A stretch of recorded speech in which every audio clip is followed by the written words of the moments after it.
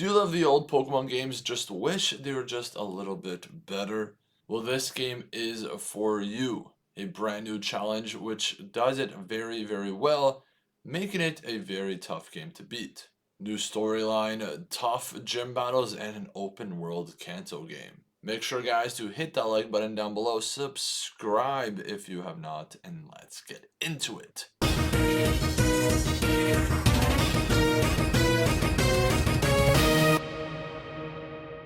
Welcome to the world of Pokemon Extreme Yellow, a GBC ROM hack made by Rainbow Metal Pigeon. Reminder, guys, with all the ROMs I show you on this channel, in this video I will actually be playing it and giving my own personal opinion on the game, so stay tuned for that. This ROM was released on October 5th, 2024. Pokemon Extreme Yellow is a difficult ROM hack of Pokemon Yellow, featuring much tougher battles, complex dungeons, restored content, more elaborated, deeper and darker lore and story, completely new areas and story arcs, virtually infinite post-game content, and a plethora of customization and randomization options. More added features are 50 new Pokemon evolutionary related to the original 151. 100 famous attacks coming from later generations. All Pokemon can be caught in a living dex can be completed as well. Gym leaders, Elite Four, and rival battles have been improved. Full team of 6 with customized movesets. The opponents are more stronger than ever with a max IVs and EVs. Opponent AI is drastically improved as well. Shinies also make their appearance with dynamic probabilities and safety net, with an expanded backstory and deeper psychology of the main characters. 2 brand new cities and 2 main game arcs have also been added, giving this game more depth and more lore. A secret and post-game new areas, including a battle facility with a never before seen challenge mode, has also been added. Multiple optional subquests, various improvements to existing abilities and areas, multiple final secret bosses, and extended post-game experiences has also been updated.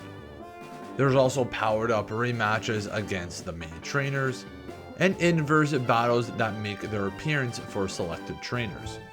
Now there has also been improvements on the quality of life. They have added a portable PC, a new attack dex, less dead times in the game, modern-like usage of the HMs, and many more other things have been added. Gym battles now scale with the number of badges you own. Combined with the removal of some roadblocks, this allows it to face the gyms in almost any desired order. They have also added multiple game difficulty options: XP stats gain, badge boost, level scaling, and battle luck. Various randomization options like wild encounters, trainer teams, items, and type charts have also been added.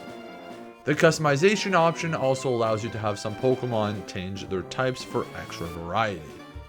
They have also implemented the Heavy Ball and the Fast Ball from Pokemon Arceus. The Safari Zone has also been improved to help trainers have a better experience in that zone. TMs can be bought infinitely at any mart after they have been required once. The Move Relearner and Move Deleter have also been added. Now this is probably one of my favorite added in features for this game. They have mid-battle evolutions to liven the experience of the game. So this basically mirrors off what the anime does as well. When trainers battle, the Pokemon evolve and the battle has become 10 times more intense. Obedience mechanic has also been reworked to apply to all Pokemon, even the one caught by the player with tighter level caps. They have also widened the experience with the starter Pikachu you get at the beginning of the game.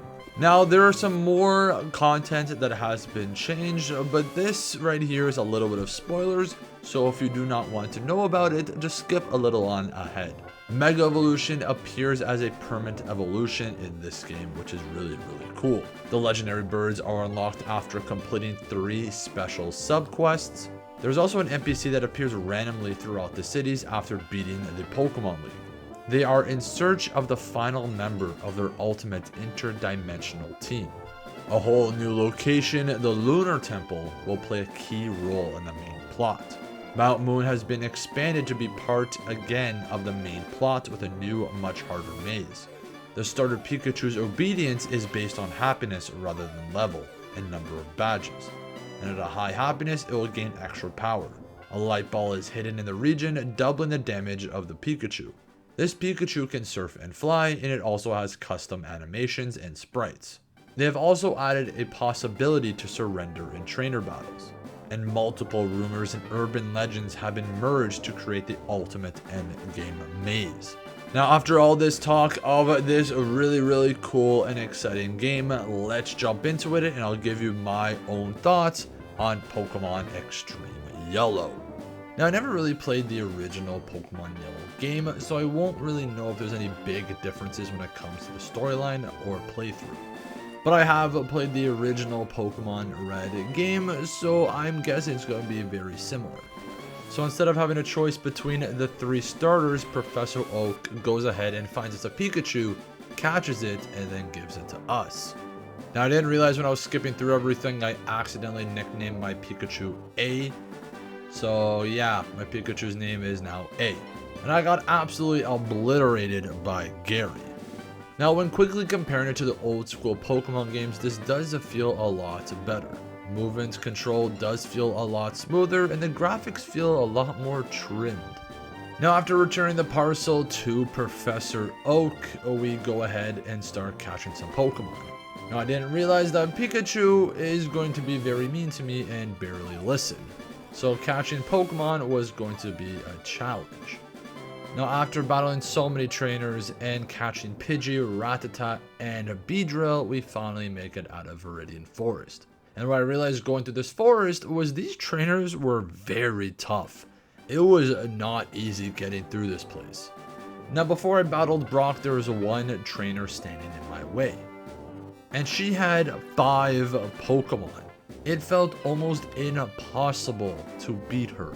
My team did not feel ready at all for this gym. I kept getting absolutely obliterated.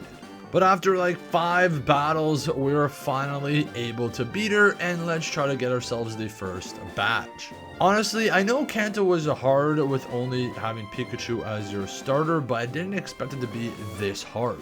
And battling a rock type trainer when you have no advantages early on is very tough. So even if I tried, I was nowhere near beating Brock. Now, after recording this battle, sadly my file did get corrupted midway through recording.